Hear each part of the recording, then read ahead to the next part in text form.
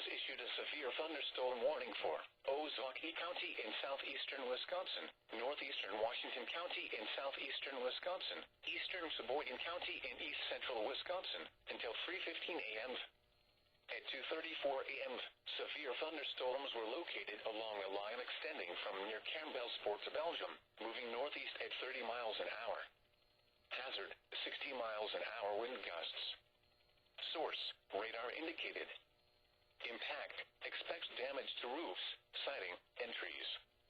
Locations impacted include Sheboygan, West Bend, Grafton, Port Washington, Plymouth, Sheboygan Falls, Soapville, Kewaskum, Howards Grove, Pittsburgh, Belgium, Fredonia, Kohler, Cedar Grove, Randon Lake, Newburgh, Cascade, Adel, Waldo, and Haven.